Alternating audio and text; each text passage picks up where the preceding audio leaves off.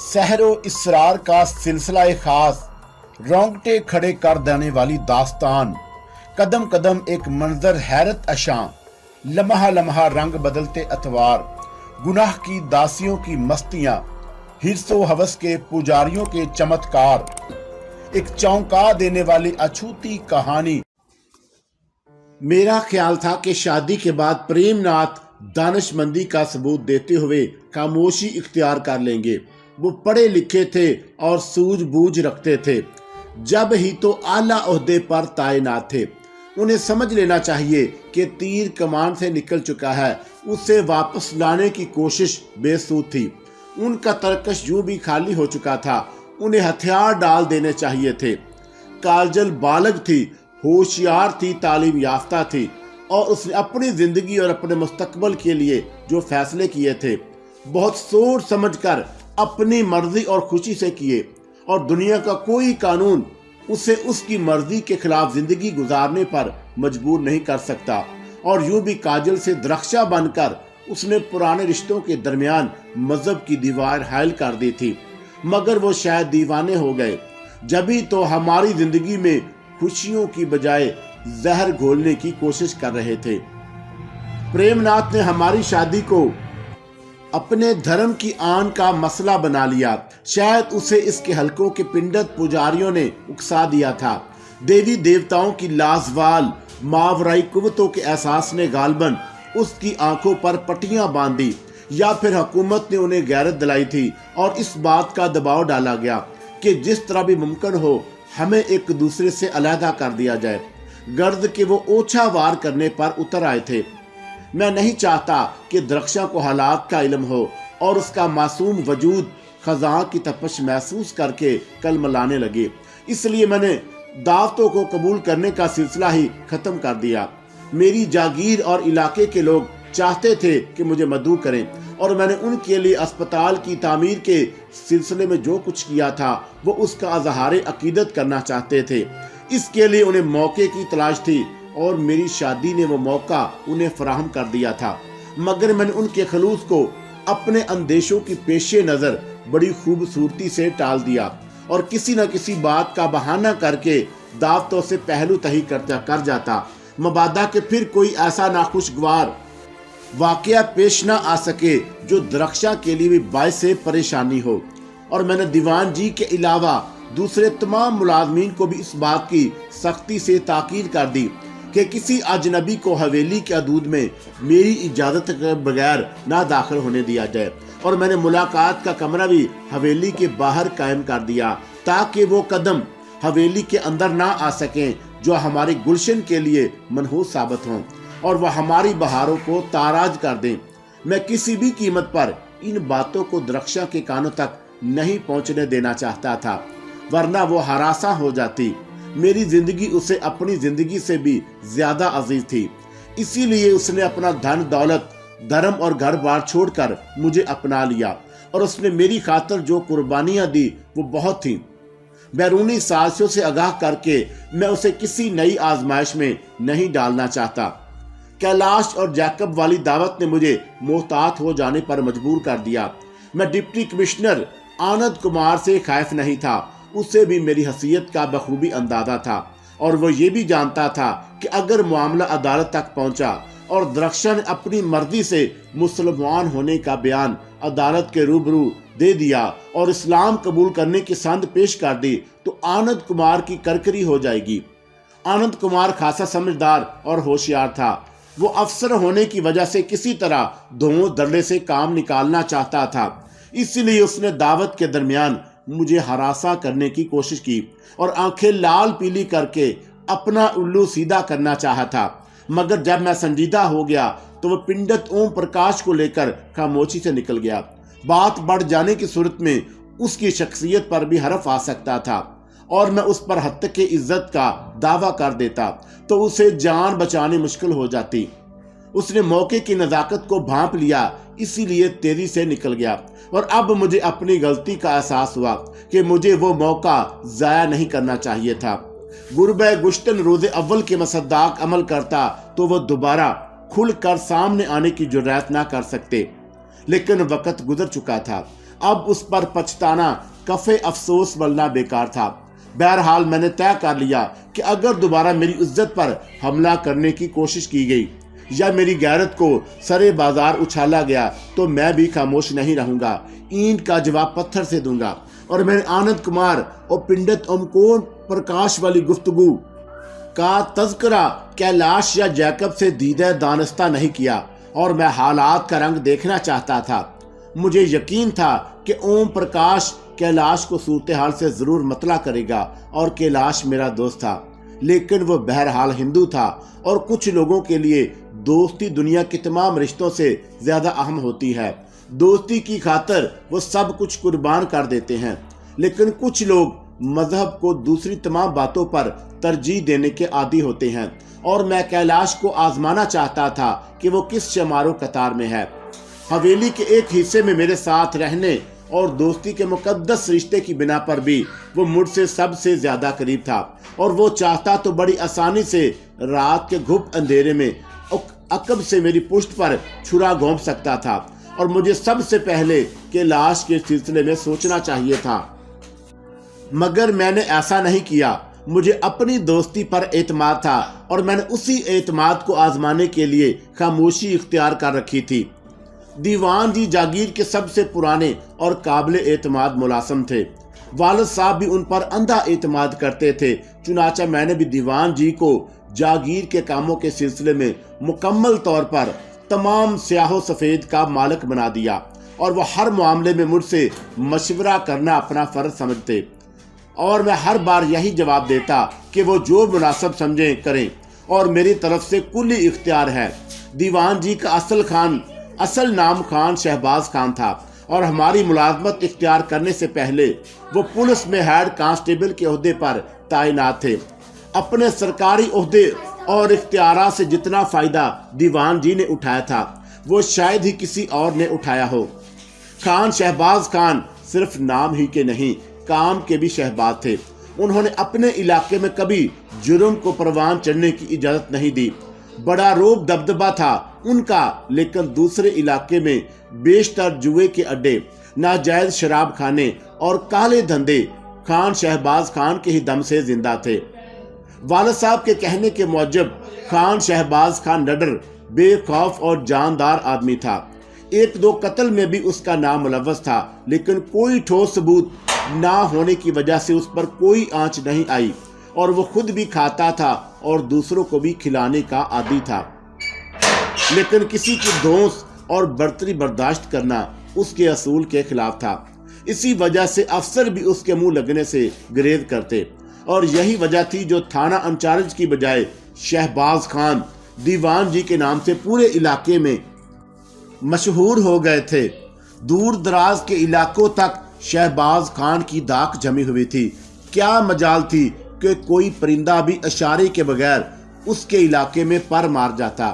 شروع میں اسے اپنی دھاک جمانے کے لیے بڑے پاپڑ بیلنے پڑے۔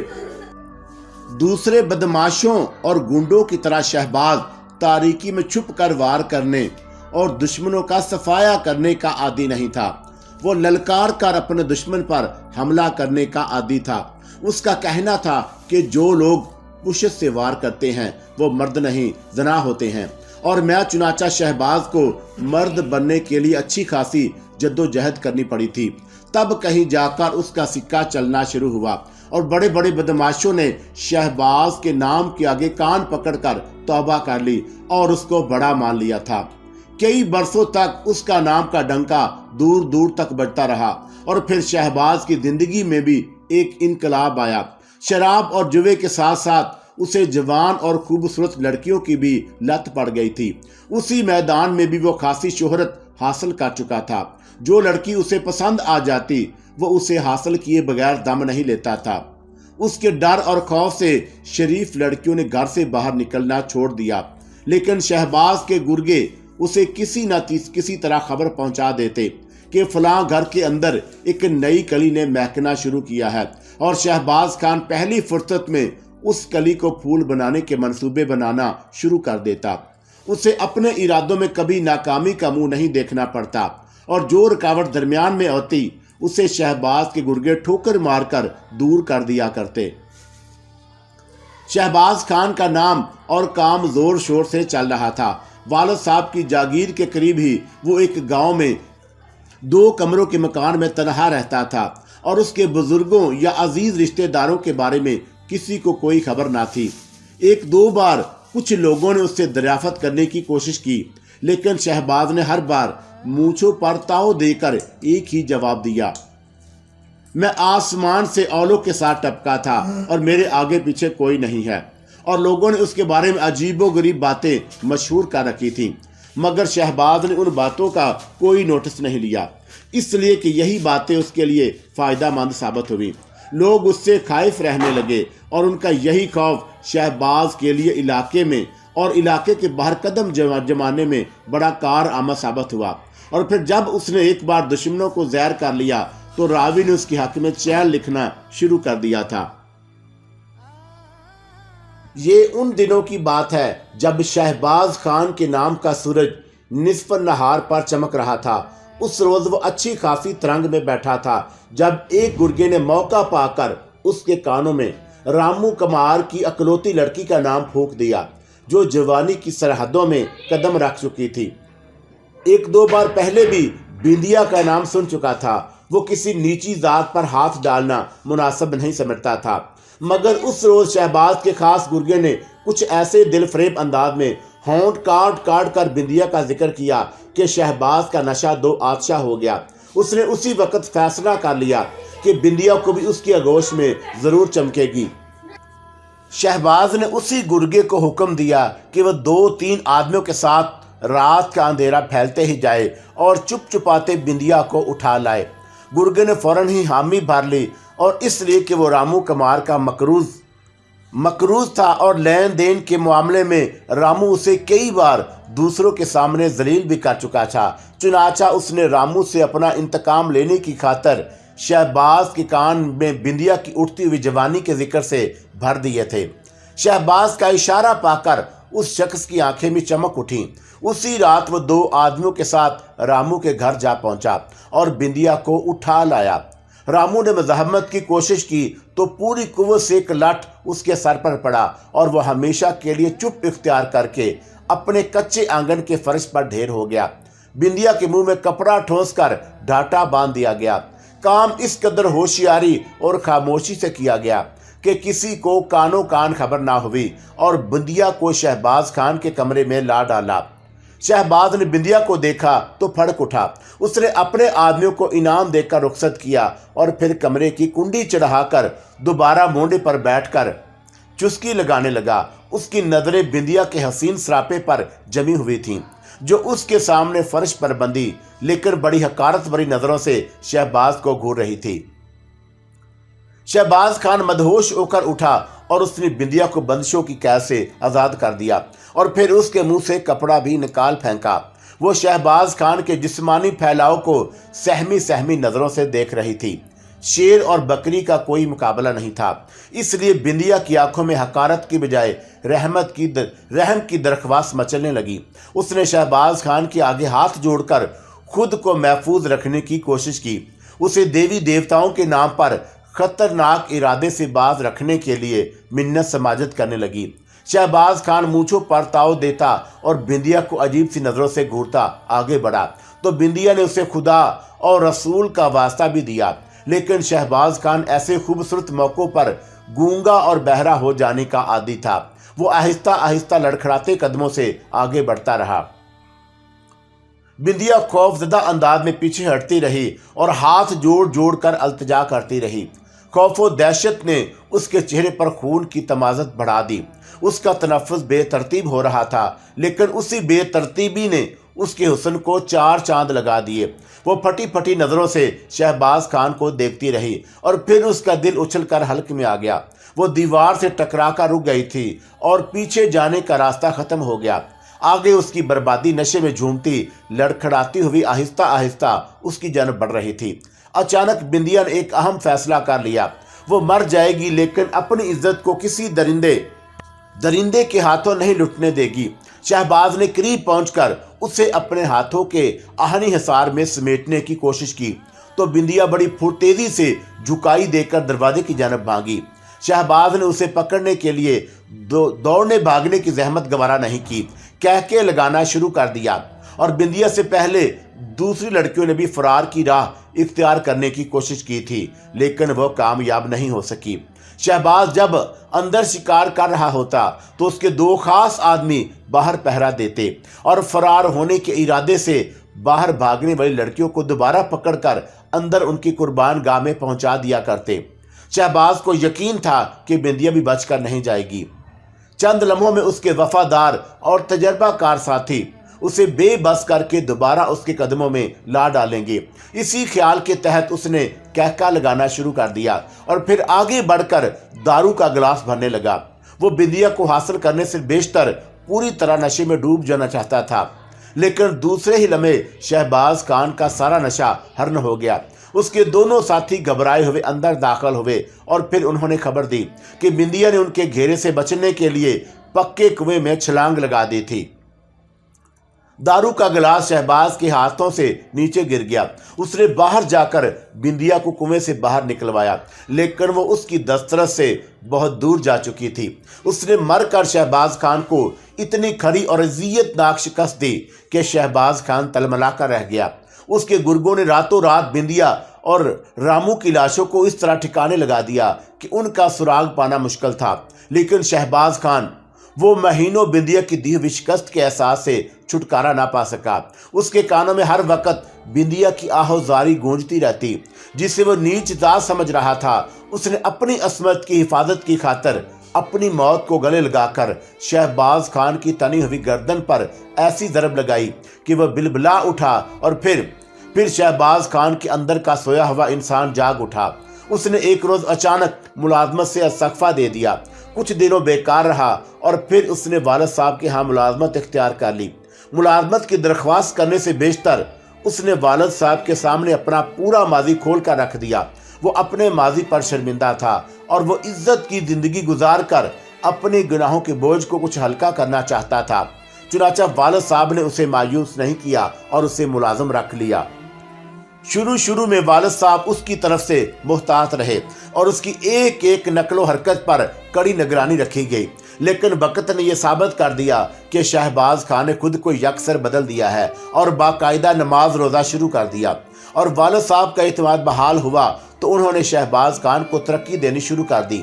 उसे सिर्फ दीवान जी के नाम से याद किया जाता था, इसलिए कि शहबाज खान को उसने खुद अपने हाथों से मार कर दफन कर दिया था और सिर्फ दीवान जी रह गया। दीवान जी जिसे मैंने पूरी जागीर की जिम्मेदारी सौंप रखी थी। आनंद कुमार और पंडित ओम प्रकाश के सिलसिले में भी दीवान जी ने मुझे इत्तला दी। फिर शायद उसने हमारे दरमियान होने वाली गुफ्तगू भी सुन ली और वो इस बात को भी महसूस कर गया था कि मैं कैलाश और जैकब वाली दावत के बाद से बहुत ज़्यादा मुहतात हो गया हूँ और मैंने लोगों से मिलना जुलना भी बंद कर दिया था। दावतों में शिरकत से भी कतराने लगा था और 2 रोज तक वो नजरें झुकाए खामोशी से सब कुछ देखता रहा। और तीसरे रोज में सुबह के वक्त बाग में चहलकदमी कर रहा था कि वो अचानक मेरे पास आ गया और हाथ बांधकर एक तरफ खड़ा हो गया।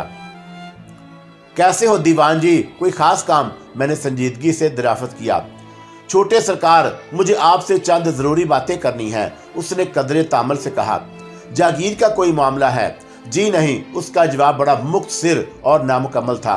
कुछ पैसों की जरूरत तो नहीं, दरपेश आ गई। मैंने असल बात मालूम करने की खातिर क्यास आराई शुरू कर दी। आपका दिया हुआ मेरे पास बहुत कुछ है छोटे सरकार, दीवान जी बोले। मालिक का करम है जो उसने आप लोगों के साए तले मुझे इज्जत दी है। क्या मुझसे कोई शिकायत है? मैंने मुस्कुराते हुए पूछा। मेरी इतनी कहाँ मजाल कि ऐसी गुस्ताख निगाहें ऊंची कर सकूं, दीवान जी ने होंठ काटते हुए कहा। मुझे कोई शिकायत नहीं छोटे सरकार, लेकिन क्या दीवान जी? मैंने कदरे उलझते हुए कहा। आप जो कुछ कहना चाहते हैं कह डालिए छोटे सरकार, दीवान जी ने पहली बार मुझसे नजरें मिलाते हुए कहा। मेरा ख्याल है कि अब इस जागीर और हवेली को मेरी खिदमत की जरूरत नहीं रही। मैं आपसे रुखसत लेने आया हूँ।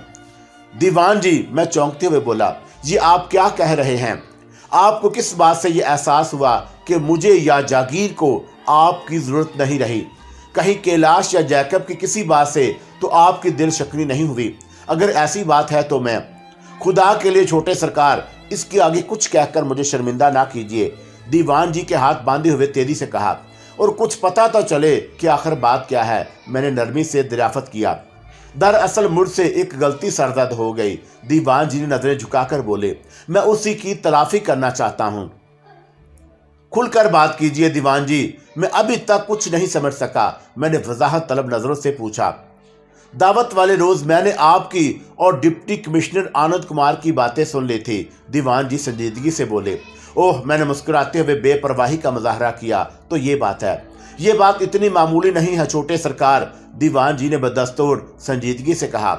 हमारी खामोशी हमारे दुश्मनों को और उछलने कूदने का मौका फराहम कर देगी। आप इन पिंडत पुजारियों को मुझसे ज्यादा नहीं जानते। अगर अभी इनको कोई गोशमाली ना की गई तो ये हमारा जीना हराम कर देंगे। आपका उन लोगों के मुंह लगना ठीक नहीं होगा, लेकिन मैं खूब जानता हूं कि ऐसे लोगों से किस जुबान में बात की जाती है। वालिद साहब ने मुझे आपके बारे में सब कुछ बता दिया था। दीवान जी, मैंने मुस्कुराते हुए कहा, मैं आपकी वफादारी की कदर करता हूं, मगर आप ये क्यों भूल रहे हैं कि मैं बैरिस्टर भी हूं।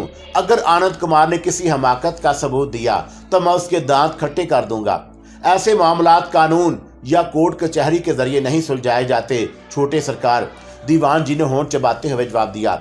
मैं यकीन से कह सकता हूं कि आनंद कुमार ने सिर्फ अपनी हैसियत की आड़ लेकर आपको डराने धमकाने की कोशिश की थी, लेकिन इन पिंडित पुजारियों का चक्कर कुछ और ही होता है। ये हमेशा छुपकर अंधेरे में पीछे से वार करते हैं, और वो भी जंत्रों मंत्रों का।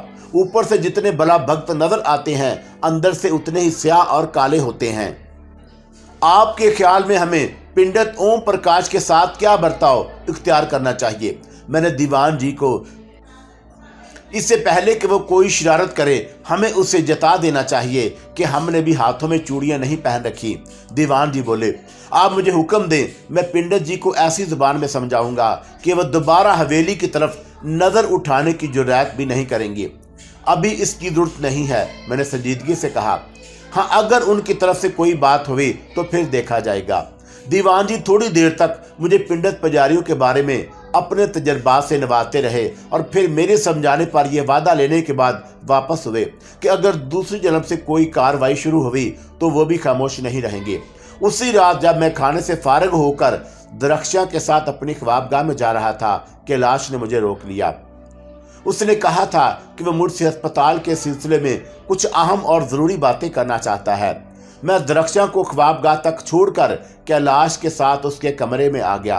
कैलाश खिलाफे तवक्का कुछ ज्यादा ही संजीदा नजर आया, और मैं आराम से कुर्सी पर बैठ गया तो उसने बगैर किसी तहमीद के मुझे मुखातब करते हुए कहा, जमाल, मैं चाहता हूं कि तुम भाभी को साथ लेकर कुछ दिनों के लिए हसीनाबाद से कहीं दूर चले जाओ।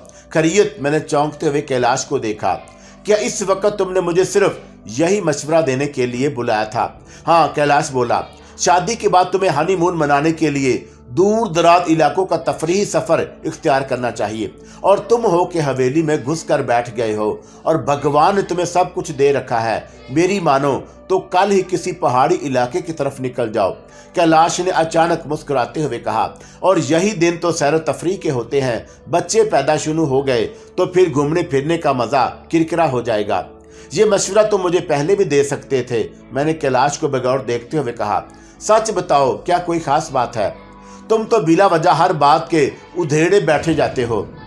कैलाश ने दोस्ताना लहजे में जवाब दिया, मैं तुम्हें तफरीह के लिए किसी पुरफिदा मुकाम पर जाने का मशवरा दे रहा हूँ, लाम पर नहीं भेज रहा जो तुम्हारी जान निकली जा रही है।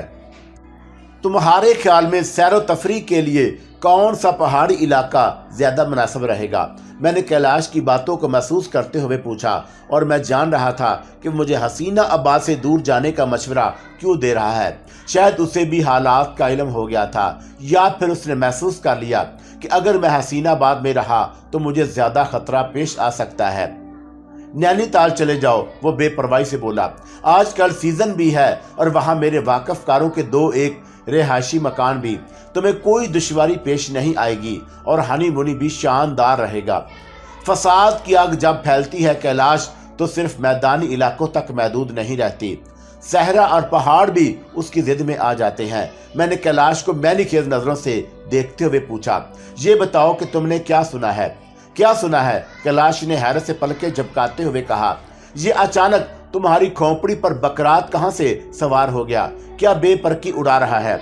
बेपरकी नहीं, बड़े पते की बात पूछ रहा हूं। मैंने संजीदगी बरकरार रखते हुए कहा। ये बताओ कि पिंडत ओम प्रकाश ने तुमसे क्या बातें की हैं? ओह, कैलाश यकलक संजीदा हो गया। गोया तुम्हें भी तमाम बातों की खबर हो गई है। मुझे उसी रोज खबर हो गई थी मेरे दोस्त, जिस दिन आनंद कुमार और पिंडत ओम प्रकाश तुम्हारी दावत में आकर यहाँ विराजमान हुए थे। क्या ओम प्रकाश ने बराह रास्त भी तुमसे कुछ कहा था? कैलाश ने चौंकते हुए सवाल किया तो मैं समझ गया कि उसे दावत वाले रोज की बातों का इल्म नहीं है, और वो मेरा दोस्त था और मेरे साथ एक ही छत के नीचे रहता था, और मैंने उससे कुछ छुपाना मुनासिब नहीं समझा और आनंद कुमार से अपनी तमाम गुफ्तगू शुरू से आखिर तक दोहराता चला गया। कैलाश ने मेरी बातों को बहुत से गौर से सुना और उसके चेहरे पर खून की गर्दिश हर लम्हा तेज होती जा रही थी। जब वो तमाम रूदात सुन चुका तो उठकर दबीज कालीन पर टहलने लगा। उसके चेहरे पर उलझन और गुस्से की मिले जुले तासरात नजर आ रहे थे और मैं उसके चेहरे के उतार चढ़ाव के बगौर तकता रहा। अचानक कैलाश टहलते टहलते रुक गया। जमाल, तुम्हें अभी पूरी तरह हालात का अंदाजा नहीं है, उसने हाथ मलते हुए कहा। पिंडत ओम प्रकाश और उसके चेले तुम्हारे साथ बड़े पैमाने पर महाज आराई का मंसूबा बना रहे हैं। क्या चाहते हैं वो मुझसे? मैंने सपाट आवाज में पूछा। वो काजल की वापसी चाहते हैं। काजल नहीं, दरख्शां, मैंने ठोस आवाज में जवाब दिया और फिर बोला, तुम्हारा क्या मशवरा है? तुमने क्या अंदाजा लगाया है मेरे बारे में? अचानक कैलाश ने मेरी आंखों में आंखें डालकर बेहद संजीदगी से दरियाफ्त किया। क्या मैं इतना नीच हो सकता हूं कि तुमको भाभी की वापसी का मशवरा दूंगा? मैंने नहीं, उसने बड़े कर्ब में डूबे हुए लहजे में मेरी बात काटते हुए कहा। पहले मेरी सवाल का जवाब दो। क्या तुम दोस्ती के मुकद्दस रिश्तों को जात पात से कमतर समझते हो? क्या इस धरती पर प्यार और मोहब्बत और दोस्ती से ज्यादा कोई भी अनमोल शय मौजूद है? मुझे गलत मत समझो कैलाश, मैंने जल्दी से कहा। मैंने सिर्फ तुमसे मशवरा तलब किया था। मैं तुम्हारा दोस्त हूँ, कैलाश झल्लाते हुए बोला। एक डॉक्टर हूँ और सर्जन भी हूँ, और मेरे हाथों में मरीजों की जिंदगियां होती हैं। उन मरीजों में हर रंग और नस्ल और जात पात के लोग होते हैं, लेकिन जानते हो एक डॉक्टर का धर्म क्या होता है? मरीज की सच्चे दिल से सेवा करना और उसे जिंदगी की खुशियों से हमकिनार करना। जो ऐसा नहीं करते वो इंसान नहीं, दरिंदे होते हैं, राक्षस होते हैं। और मैं तो तुम्हारा दोस्त हूँ। अगर मेरी किसी बात से तुम्हें दुख पहुंचा है तो मैं माफ़ी चाहता हूं, लेकिन हालात ने मेरे जहन पर बुरी तरह उलझा रखा है। मैंने कैलाश को खलूस को महसूस करते हुए कहा। मेरी जगह तुम होते तो शायद तुम भी गड़बड़ा जाते। तुमने क्या सोचा है? मैं अपनी खुशियों को इतनी आसानी से गमों के हवाले नहीं करूंगा, मैंने सर्द लहजे में जवाब दिया। मैं अपने दुश्मनों से डटकर मुकाबला करूंगा और मैं आनंद कुमार को बताऊंगा कि मेरे मुकाबले में उसकी हैसियत क्या है। पिंडत ओम प्रकाश ने अगर धर्म कर्म का चक्कर चलाया तो मैं उसे भी देख लूंगा। मैंने अब तक बहुत बर्दाश्त किया, लेकिन अब जिंदगी में पहली बार मैंने सुकून का सांस लेने की कोशिश की है। तो वो मेरा सुकून बर्बाद कर देना चाहते हैं, मगर खुदा की कसम मेरे दोस्त, उन्होंने जमाल असगर को समझने में गलती की है। बात अगर सिर्फ मेरी अपनी खुशियों की होती तो शायद मैं दामन बचाकर कतरा कर निकल जाता, उसके सामने घुटने टेक देता। लेकिन दरख्शा की खुशियां मुझे अपनी जिंदगी से भी ज्यादा अजीज हैं, इसलिए कि जो हाथ उसकी खुशियों की तरफ बढ़ेंगे काट दिए जाएंगे। जिस गंदी और नापाक जुबान पर दरख्शा का मुकद्दस नाम आएगा, मैं उस जुबान को गद्दी से घसीट कर अपने जूते तले मसल डालूंगा और मैं आखिरी सांसों तक उनके मुकाबले पर डटा रहूंगा। मैं जज्बात की रोह में बहता रहा और कैलाश खामोशी से मेरी बातें सुनता रहा, और फिर मैं खामोश हुआ तो वो बोला। पिंडत ओम प्रकाश आज मेरे पास अस्पताल आया। करदी और आसपास के इलाकों में वो सबसे पुरजा माना जाता है, और वह मुझे समझाने की कोशिश कर रहा था कि मैं किसी तरह दरख्शां भाभी को प्रेमनाथ जी के पास जाने के लिए तैयार कर लूं। तुमने क्या जवाब दिया? मैंने ओम प्रकाश को बावर कराने की कोशिश की कि काजल अपनी मर्जी से मुसलमान हुई है और वो किसी कीमत पर बाप के घर जाने पर तैयार ना होगी। फिर क्या? वो मुझे ये धमकी देकर चला गया कि अगर घी उंगलियों सीधी उंगलियों से ना निकला तो वो दूसरा तरीका अख्तियार करेंगे, और तुम इसीलिए मुझे हसीनाबाद से दूर चले जाने का मशवरा दे रहे थे। मैं जहर खान से बोला, इन बातों से कुछ हासिल ना होगा कैलाश। अगर पिंडत ओम प्रकाश और ऊपर ने मुझसे दुश्मनी की ठान ली है तो फिर मैं भी खामोश नहीं रहूंगा। मैं तुम्हारे साथ हूँ मेरे दोस्त, लेकिन तुम्हें उनकी ताकत का अंदाजा नहीं, कैलाश ने संजीदगी से जवाब दिया। और फिर मेरी निगाहों में उभरने वाली नफरत और हकारत महसूस करते हुए तेजी से बोला, मेरी बात समझने की कोशिश करो जमाल। इज्जत की खातिर एक शख्स जान हथेली पर रखकर उनसे मुकाबला कर सकता है, लेकिन नादीदा और गंदी कुव्वतें जहां मौजूद हों वहां इंसान बेबस और मजबूर होकर रह जाता है। मायूसी हमारे मजहब में हराम है कैलाश। मैं उठते हुए मैंने कहा, कुदरत ने हर फिरऔन के लिए एक मूसा पैदा किया है। फिर मैं कुछ देर बाद वापस अपनी ख्वाबगाह में आ गया जहां दरख्शा मेरी मुंतज़िर थी, और मैंने अपने होंठों पर मुस्कुराहटें सजा ली ताकि वो मेरे अंदर का राज ना भाप सके। मैं उसे उसकी साजिशों से लाइल्म रखना चाहता था, इसलिए कि उसने मेरी खातिर अपनी जिंदगी की बड़ी कुर्बानियां देकर आबाद किया था।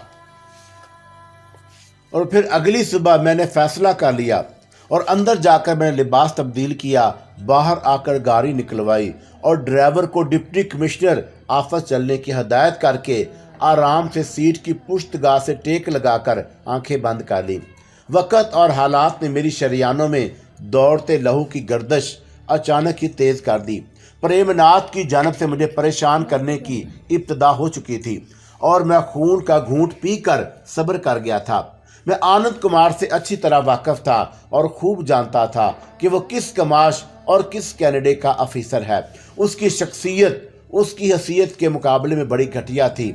उसकी तरक्की का राज उसकी ज़ाती अहलियत नहीं, उसकी बीवी थी, जो नहायत बेबाक और मॉडर्न वाक़या हुई थी।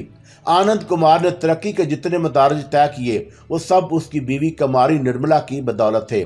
निर्मला से शादी से पहले आनंद कुमार सिर्फ पुलिस इंस्पेक्टर था, लेकिन निर्मला उसकी ज़िंदगी में लक्ष्मी बनकर दाखिल हुई और सिर्फ 5 साल के मुख्तसर अरसे में वो इंस्पेक्टर से डिप्टी कमिश्नर के ओहदे तक जा पहुंचा। और यही वजह थी कि अपने सामने दूसरों की कोई इज्जत और वक़्त नहीं समझता था, लेकिन मुझे मालूम था कि वह बाहर से जितना दिलेर और नडर नजर आता है, अंदर से उतना ही बुज़दिल और कायर था। इसलिए मैंने इस वक्त अचानक उससे मुलाकात करने की ठान ली। मुझे मालूम था कि वो दरख्शा से मेरी शादी के सिलसिले में कभी भी कानूनी नोटिस भेजने की हमाकत नहीं करेगा। अगर वो ऐसा करता तो खुद को गले गले भनूर में फंसा लेता और मैं उसे अदालत के कटहरे में खड़ा करके जितना जलील और रुसवा करता, उससे उसका एहसास पहले ही हो गया। और वह बैरिस्टर की हंसी से मेरी कारकर्दगी से बखूबी वाकिफ था, इसलिए उसने दावत से जाने के बाद खामोशी इख्तियार कर ली। लेकिन कैलाश से पिंडित ओम प्रकाश के गंदे अज़ाइम मालूम हो जाने के बाद मैंने खुद पहल करने की ठान ली। मैं चाहता था कि इस तरह कम अज कम अपने दुश्मनों को इस बात का एहसास दिला दूं कि मैंने हाथों में चूड़ियां नहीं पहन रखी हैं और मेरी खामोशी मेरे दुश्मनों के हौसले बढ़ा सकती थी। चुनाचा मैंने अचानक सामने आकर उनके हौसले पस्त कर दिए थे। मैं उनको बावर कराना चाहता था कि अगर उन्होंने मेरी जानब एक ईंट फेंकी तो मैं उसका जवाब 10 पत्थरों से दूंगा। नादीदा और सिफली कुव्वतों का मामला तो मुझे उसके बारे में ज्यादा तजर्बा नहीं था, मगर मैंने इतना जरूर सुन रखा था कि इन गंदी कुव्वतों का मुकाबला भी गंदी ही ताकतों से किया जा सकता है। कम अज कम इस वक्त तक मेरे इल्म में यही बात थी। हुसैनाबाद से रवाना होने के तकरीबन 2 घंटे बाद मैं डिप्टी कमिश्नर ऑफिस में मौजूद था और मैंने चपड़ासी के जरिए अपना विजिटिंग कार्ड अंदर भिजवाया और मेरा ख्याल था कि आनंद कुमार मुझे टालने की कोशिश करेगा या फिर मुझे अपने दरवाजे के बाहर इंतजार करवा के दूसरों पर अपनी बर्तरी का रूप जमाने की कोशिश जरूर करेगा, लेकिन ऐसा नहीं हुआ। उसने फौरन ही मुझे अंदर बुलवा लिया। ड्राइवर ने गाड़ी का दरवाजा खोला तो मैं नीचे उतर आया। डिप्टी कमिश्नर के दफ्तर में मेरे कुछ वाकिफकार भी मौजूद थे जो मेरे एहतराम में उठ खड़े हुए और मैं गर्दन के इशारे से उनका सलाम का जवाब देता अंदर पहुंचा तो आनंद कुमार अपने कमरे में तनहा नहीं था। उसकी लक्ष्मी बीवी निर्मला भी वहां मौजूद थी, जिसने बड़ी गर्म जोशी के साथ मुस्कुराती नजरों से मेरा इस्तकबाल किया और मुझे इसका बात का अंदाजा लगाने में दुश्वारी नहीं हुई कि मेरी फौरी तलबी की असल वजह निर्मला थी।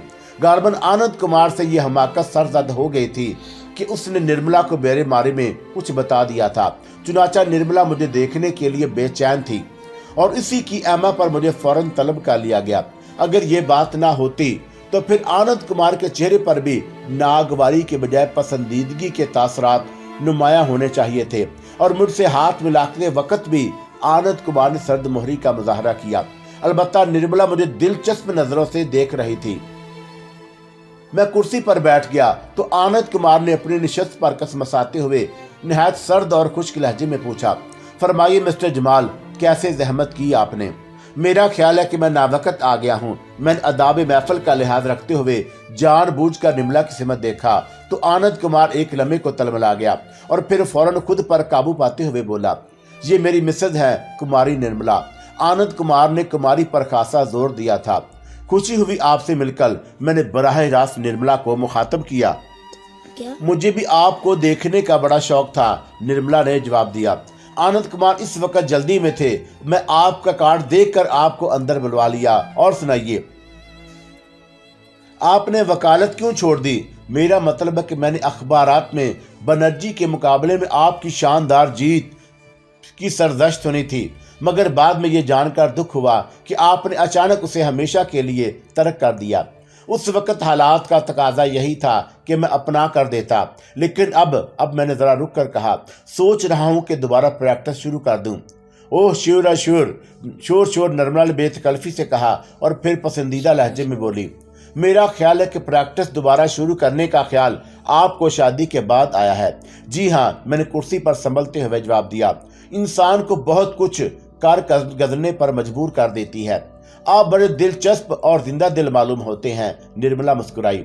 जरा नवाजी ही आपकी, मैंने अखलाकन कहा और फिर संजीदगी से आनंद कुमार को देखते हुए बोला, मैं इस वक्त एक छोटी सी जहमत के देने के इरादे से हाजिर हुआ हूँ।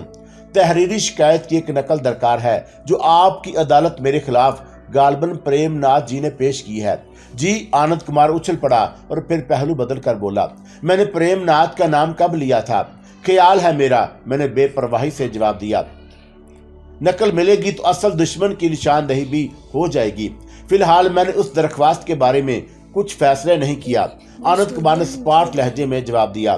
कार्रवाई की जरूरत महसूस की तो आपको नोटिस देकर मतला कर दिया जाएगा। दरख्वास्त की नकल के बारे में क्या फैसला सादर फरमाया है आपने? मैंने नरम लहजे में दरियाफ्त किया। अगर उसकी कापी मिल जाती तो मैं भी जरा जवाबी कार्रवाई की कुछ तैयारी कर लेता। अब इस शिकायत को बाकायदा फाइल पर नहीं लाया गया है, इसलिए कि नकल की फराहमी का सवाल ही नहीं पैदा होता। आनंद कुमार में अब भी अफसरी मौजूद थी, गोया अब तक बेकायदगी से काम लिया गया है। मिस्टर जमाल, इस बार निर्मला ने मुझे मुखातब करते हुए कहा, आपने किसी हिंदू लड़की से शादी करके उसे मुसलमान कर लिया है। पेशे के एतबार से आप मुझे इस वक्त भी बैरिस्टर जमाल समझती हैं। मैंने मुस्कुराते हुए कहा, कानूनी बातों में अल्फाज के हेर फेर खासी अहमियत रखते हैं, इसलिए कि मैं आपकी बातों की थोड़ी सी तरमीम करना चाहूंगा। मैंने जिससे शादी की है वो पहले मुसलमान हुई थी, उसके बाद मेरे निकाह में आई। औरत हर हाल में औरत ही रहती है, धर्म बदल जाने से उसके हुस्न में कोई कमी नहीं आ जाती, लेकिन कुछ कच्चे शीशों में बाल जरूर आ जाता है। मैंने अगर आनंद कुमार पर चोट की, और कुछ लोग इसे अपनी अना का मसला बना लेते हैं और कुछ लोग बिला वजह दरमियान में आकर पिस जाते हैं और बनी बनाई साख का सत्यानाश कर लेते हैं। आनंद का कहना है कि उस लड़की को जबरदस्ती मुसलमान होने पर मजबूर किया गया है, निर्मला ने नहायत सुलझे हुए लहजे में कहा, और मैंने उसमें कोई शादी को कोई ऐब नहीं समझती, लेकिन किसी लड़की को मजबूर करके मेरे नजदीक मर्दानगी नहीं है। मैं आपके ख्याल की कदर करता हूं निर्मला देवी, मैंने निर्मला की तायद करते हुए जवाब दिया। कभी तशरीफ लाइए ना घर, इसी बहाने से आप मेरी बीवी से तस्दीक कर सकती हैं कि मैंने जबरदस्ती उसे मुसलमान बनाया है या वो अपनी मर्जी से मुसलमान हुई थी। जरूर आऊंगी, निर्मला मुस्कुराते हुए बोली।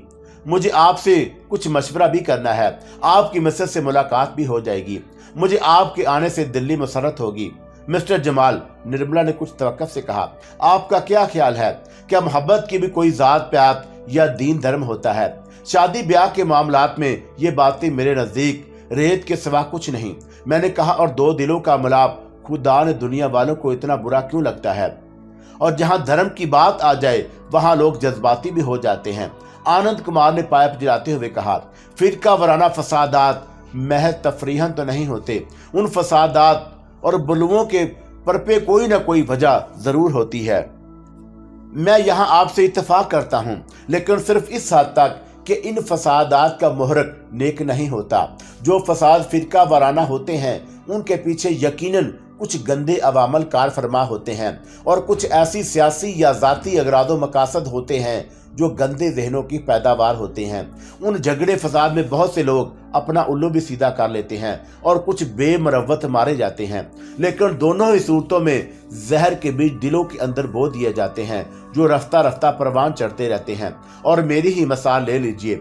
मैंने आनंद कुमार को घूरते हुए सपाट आवाज में कहा, प्रेमनाथ जी ने खासे पढ़े लिखे और समझदार आदमी हैं, सफारती ओहदे पर तैनात हैं, इतनी सूझबूझ भी रखते हैं कि काजल के दरख्शा हो जाने के बाद वो कानूनी तौर पर बेबस हो गए हैं, लेकिन जिस किस्म के ओछे वार उनकी जानब से किए जा रहे हैं, मैं आप इसमें क्या कहेंगे? काजल, निर्मला चुटकारा लेते हुए कहा, हाउ स्वीट, कितना खूबसूरत नाम है, खुद भी वो अपने नाम ही की तरह खूबसूरत है। ग्रेट, निर्मला ने तेजी से कहा, आप पहले आदमी हैं जिसके मुंह से बीवी की तारीफ सुन रही हूँ, वरना उसने किन अखियों से अपने शोहर की जानब देखते हुए कहा, बीवी अगर अपना तन मन धन सब कुछ नछावर कर दे फिर भी उसमें कोई न कोई बुराई जरूर तलाश कर ली जाती है। अपने अपने ज़रफ और अपनी अपनी सोच की बात होती है निर्मला देवी, मैंने मौका से फायदा उठाते हुए मुस्कुराकर कहा। वक्त और काम निकल जाने के बाद आंखें फेर लेना तो आजकल के मर्दों का शेवा बन चुका है। मिस्टर जमाल, आनंद कुमार ने जल्दी से दरमियान में बोलते हुए मुझसे कहा, लोगों की सोच और उनके जहन बराबर नहीं होते। तालीम याफ्ता और जाहल आदमी के दरमियान बहरहाल कोई न कोई फर्क तो जरूर होना चाहिए। मैं संजीदगी से बोला, दौलत और शोहरत पास हो तो इंसान को अपनी इज्जत का एहसास भी ज्यादा होता है। आनंद कुमार ने निहायत बूढ़ी मिसाल दी, और ऐसा शख्स हर बात को अपनी अना का मसला बना लेता है। ओहदों का लालच भी अक्सर इंसानों को उनकी सिता से गिरा देता है। मैंने तुर्की ब तुर्की जवाब देते हुए कहा, अभी तक कोई ऐसा पैमाना भी ऐजाद नहीं हुआ जो इज्जत, शोहरत और दौलत को तोल कर उसका कोई मेयार मुकर्रर कर सके। मुमकिन है कि एक फरीक जो अपने आप को दूसरे फरीक के मुकाबले में ज्यादा दौलतमंद और शोहरत याफ्ता समझ रहा हो, उससे कहीं ज्यादा कमतर हो। ऐसी सूरत में आप क्या कहेंगे? मैं आपके साथ बहस में नहीं पड़ना चाहता। आनंद कुमार तलमलाकर अफसराना शान पर उतर आया।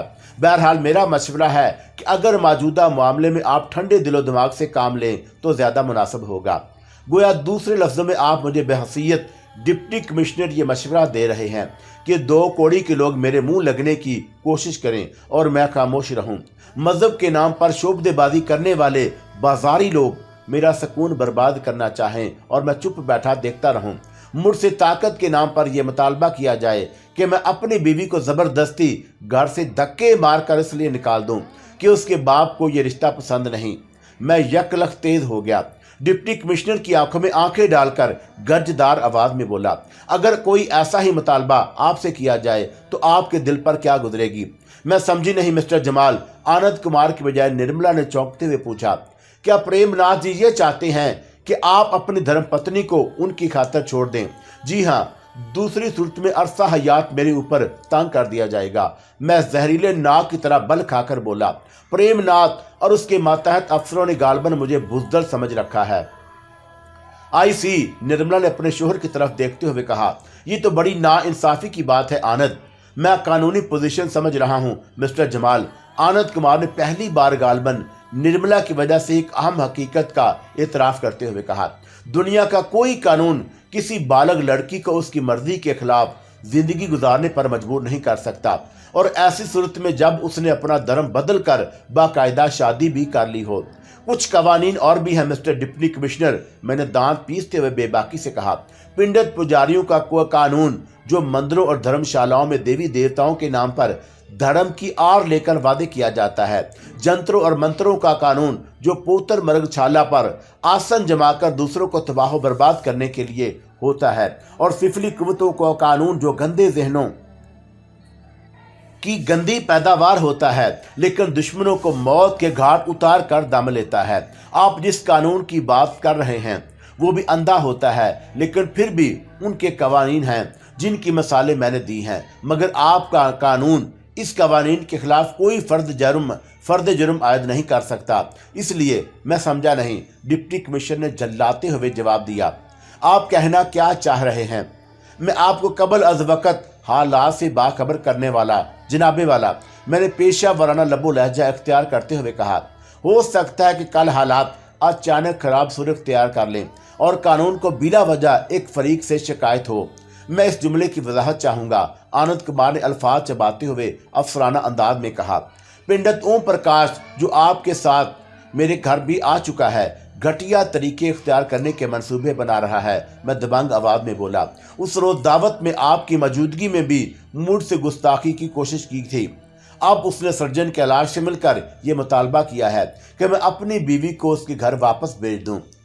बसूरत देगर अंजाम बेहतर ना होगा। क्या सर्जन कैलाश तहरीरी तौर पर अपना बयान दे सकते हैं? मैं फिलहाल अपने किसी दोस्त को आजमाइश में नहीं डालना चाहता। अलबत्ता अगर आप चाहें तो मैं जमाल असगर बार इतला बाकायदा तहरीरी बयान देने को तैयार हूं और उनके चेहरों को भी शिनाख्त कर सकता हूं जो प्रेमनाथ के गंदे मिशन में उसका साथ देने की कोशिश कर रहे हैं। मैंने एक बार सख्त लहजे से कहा और फिर फौरन ही मैंने खेद अंदाज में आनंद कुमार की दुखती रग पर हाथ रखते हुए बोला, बात अगर आगे बढ़ी तो मैं भी दूसरे के माजी को बेनकाब करने से गुरेज नहीं करूंगा।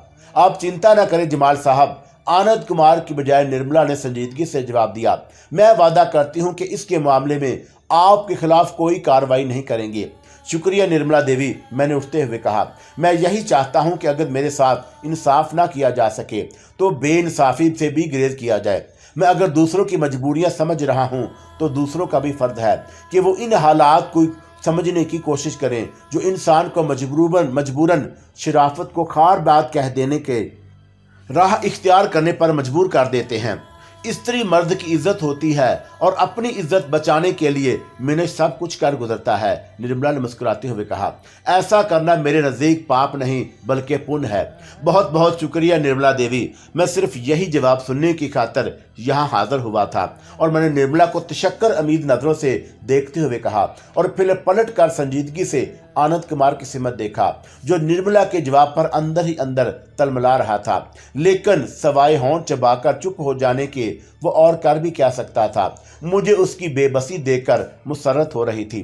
मैं अब इजाज़त चाहूँगा मिस्टर आनंद, मैंने डिप्टी कमिश्नर को मुखातब करते हुए संजीदगी से कहा, और ये मेरा वादा है कि मैं पहले मेरी जन्म से नहीं होगी, लेकिन अगर मेरे सुकून को बर्बाद करने की कोशिश की गई तो अपने बचाव के लिए और जिंदा रहने के लिए भी मुझे भी अपने हाथ पांव मारने पड़ेंगे। और फिर मैं आनंद कुमार से मुसाफा करके वापस आ गया। उसकी आंखों में मचलने वाला असराब मेरे लिए बड़ा तस्कीन बख्श साबित हुआ और मेरी खरी खारी बातें सुनकर वह उलझ गया था। वो एक जिम्मेदार अफसर था। इलाके में अपनो अमान बरकरार रखना उसकी जिम्मेदारी थी, लेकिन हालात से मजबूर होकर उसने जिस गैर जिम्मेदारी का सबूत दिया था वो उसके लिए अब सरूर बन गया था। और जल्दबाजी में शायद वो भूल गया था कि जमाल असगर बार ईंट लाने वाले वक्ती तौर पर वकालत से अलहदगी इख्तियार कर ली थी, लेकिन वह मरा नहीं, जिंदा था। आनंद कुमार के कमरे से निकलते वक्त मैंने खास तौर पर उसके चेहरे के तासरात को पढ़ा था और मेरी अचानक आमद और बेबाक बातों ने उसे जहनी तौर पर उलझा दिया। लेकिन निर्मला की हालत उसके बरअक्स थी। शायद उसे मुकम्मल हालात का अंदाजा नहीं था, या फिर वो उन खुश्क बातों में उलझकर अपने जिस्म की तरोताजगी और चेहरे की शगुफ्तगी को मुतासर नहीं करना चाहती थी। और मेरे कमरे से रुखसत होते वक्त भी उसकी बेबाक और मुस्कुराती नजरों ने दरवाजे तक मेरा ताकुब किया। उन निगाहों में किसी अजनबियत का नहीं बल्कि अपनायत का इजहार था। शायद वह हसीन और सहाराना नजरें हर कार आमद शक्ल से अपनायत और बेतकल्फी का इजहार करने की आदी हो चुकी थी। अचानक मुझे ऐसा महसूस हुआ जैसे मेरे कैबिन के दरवाजे पर कोई आहिस्ता आहिस्ता दस्तक दे रहा हो और मैं गैर इख्तियारी तौर पर उठ खड़ा हुआ। कलम और कापी बंद करके जल्दी से अलमारी में रखा और फिर बिस्तर पर बैठकर दरवाजे की सिमत देखने लगा। और मुझे खुद भी अपनी इस इज़्तिराबी कैफियत पर तअज्जुब हुआ। दस्तक की आवाज़ सुनकर मुझे असूली तौर पर दरवाजे के करीब जाना चाहिए था, मगर न जाने वो कौन सी कुव्वत थी जो मुझे दरवाजे के करीब जाने से रोक रही थी।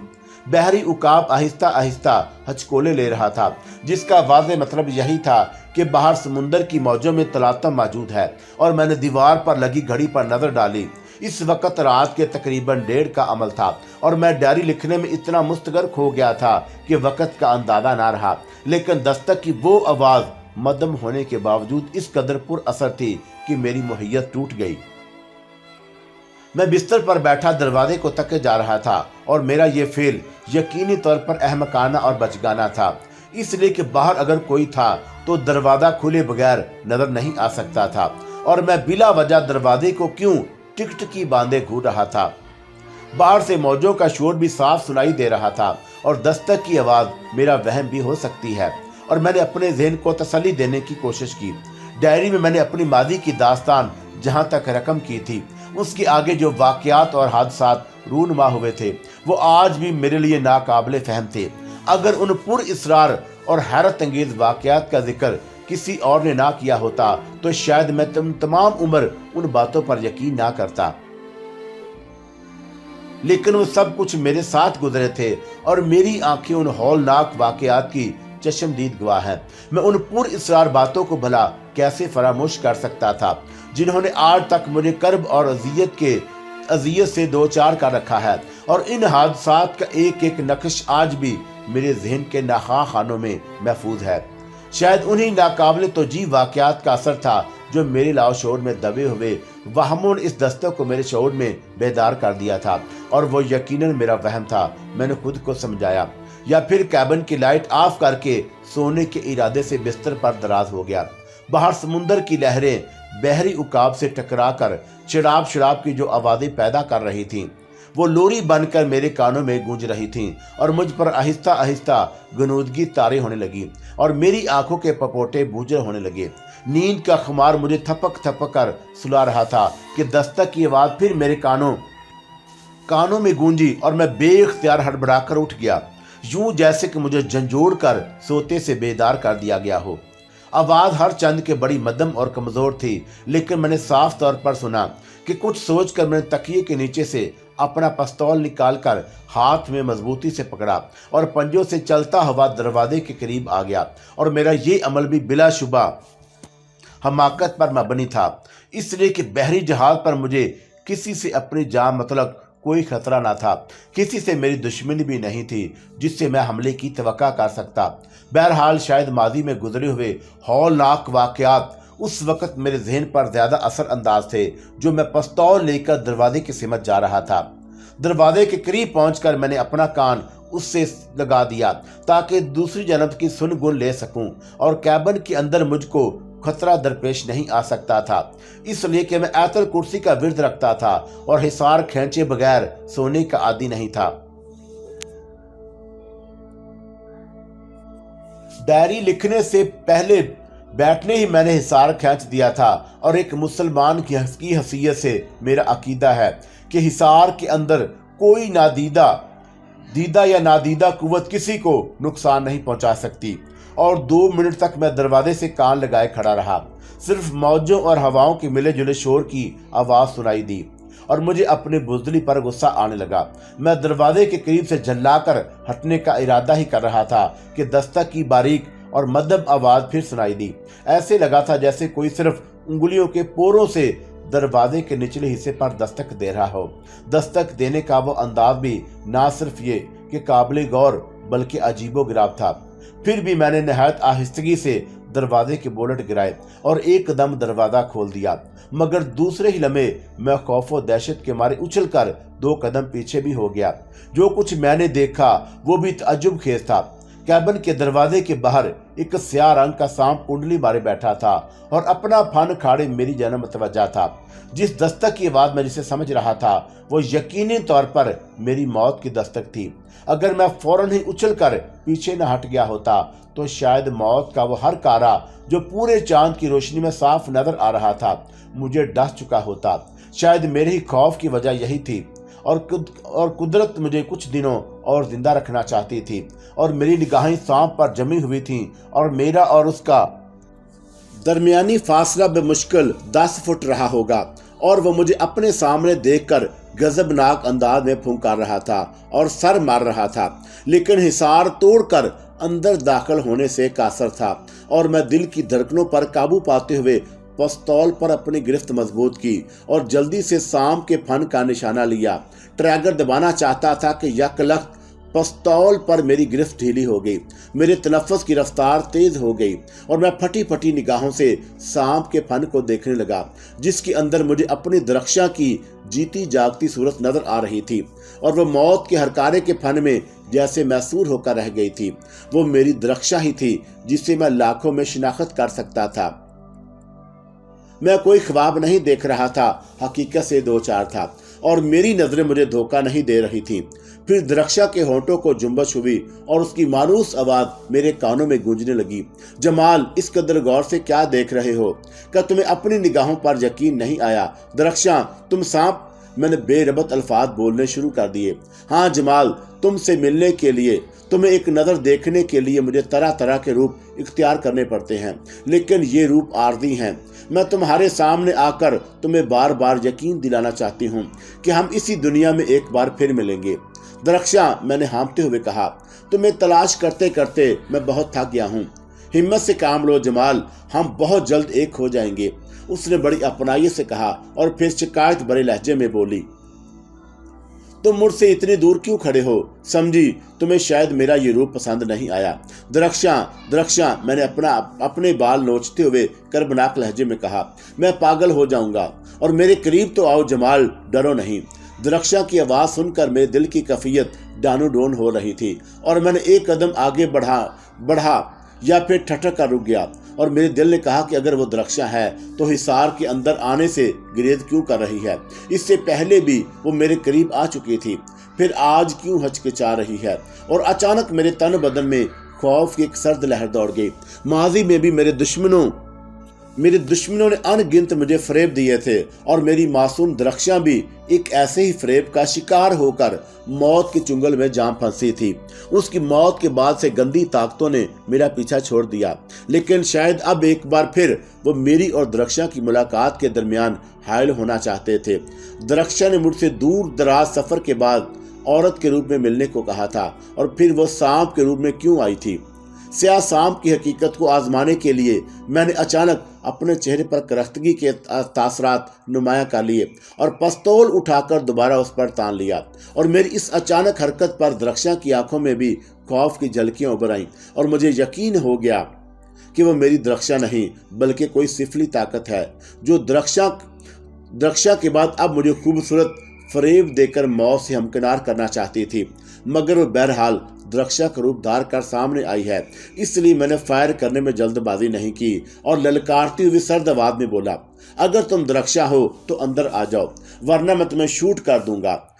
स्याह सांप ने गजबनाक होकर जमीन पर फन मारा। नाकामी के ख्याल ने उसे सर मारने पर मजबूर कर दिया था और मुझे यकीन हो गया कि वो मेरी कोई पुराना दुश्मन है जो मुझे दरख्शा की परछाई से भी दूर रखने के लिए अभी तक मेरा ताक़ुब कर रहा था। और मेरी आंखों में खून उतर आया और मैंने अल्लाह का नाम लेकर ट्रैगर दबा दिया। फायर की आवाज़ के साथ ही सांप तड़प कर गिरा और फिर अचानक मेरी निगाहों से ओझल हो गया। मैंने कैबिन से बाहर निकलकर उसका ताक़ुब करने की हिमाकत नहीं की। माजी के बेशुमार वाक़यात अचानक मेरे ज़हन के पर्दों पर उभर कर आपस में गुडमुड होने लगे और मेरे दिल की धड़कनें पूरे शबाब पर थीं। आंखों के सामने तारीकी फैलने लगी और मैंने बढ़कर कैबिन के दरवाजे को दोबारा बोल्ट किया और फिर लड़खड़ाता हुआ अपने बिस्तर पर आ गया। मेरा तमाम जिस्म पसीने से शराबूर हो रहा था और मैंने आहिस्ता से खुद को पुरसकून रखने के लिए आंखें मूंद ली। सुबह नाश्ते की मेज पर जैकब खिलाफी तवक्का खामोश नजर आ रहा था और मैंने कैलाश को वजाहत तलब नजरों से देखा, लेकिन उसने इशारे से मुझे यही समझाने की कोशिश की कि वो भी जैकब की खामोशी की वजह से लाइल्म है और ये सोच कर कि मुमकिन है वो रात देर तक जागता रहा हो और नींद का खुमार अभी तक उसके ज़हन पर मौजूद हो। हमने उसे छेड़ना मुनासिब नहीं समझा। ज़ाती तौर पर मैं उलझा हुआ था और रात वाला स्याह सांप अभी तक मेरे जहन में कुंडली मारे बैठा था और मैं उसे गजबनाक अंदाज में फुंकारते सुन रहा था। एक अरसे बाद फिर मादी के जख्म ताज़ा होने लगे। बीती हुई बातों के तजर्बों ने मुझे ये सोचने पर मजबूर कर दिया कि बहरी उकाब पर मेरा कोई दुश्मन ज़रूर मौजूद है, और कोई ऐसा वाकफ़कार दुश्मन जो मेरी साबका ज़िंदगी के वाक़यात से बखूबी वाकिफ़ था और मुझे दरख्चा से दूर रखने के लिए मेरे खून का प्यासा हो रहा था। लेकिन वो कौन था? जैक्सन। मेरे जहन में अचानक नायब कप्तान का नाम उभर आया। वो पुरअसरार शख्सियत का मालिक था, रूहों को बुलाने का अमल जानता था और प्लान चिट के जरिए हर बात का जवाब तलब कर सकता था। मुमकिन है मेरे दुश्मनों ने सैलून से रवानगी के वक़्त उसकी खिदमात हासिल कर ली हूँ और अब वो आहिस्ता आहिस्ता मुझे अपने जाल में फांस रहा हो। रूहों के जरिए वो ना सिर्फ मेरे माजी को खंगाल सकता था, बल्कि वो जगह भी दरियाफ्त कर सकता था जहां दरख्शां ने एक नए अंदाज और एक नए रूप में मुझसे दोबारा मिलने को कहा था। यकीनन वो जैक्सन ही हो सकता था जो मेरी मौत का ख्वाहिशमंद था, और मेरे दुश्मनों ने उसकी खिदमत हासिल करने के लिए बिलाशुबा भारी रकम दी होगी। और मुझे इस बात पर भी हैरत थी कि गुज़श्ता रात टॉमी ने भी किसी बदरूह की मौजूदगी का नोटिस नहीं लिया और बेखबर सोता रहा।